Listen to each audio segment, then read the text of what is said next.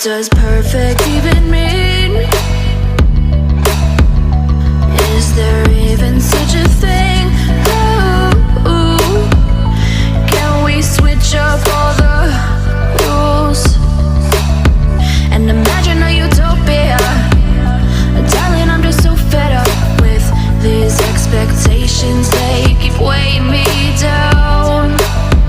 My heart is begging me to get the hell out of my head. I'm gonna live inside the upside down for a minute and pretend, honey, I'm a perfect 10. Whoa, whoa, honey, I'm a perfect 10. Whoa, whoa, and if I say it enough, it gets ingrained in my head, and I start to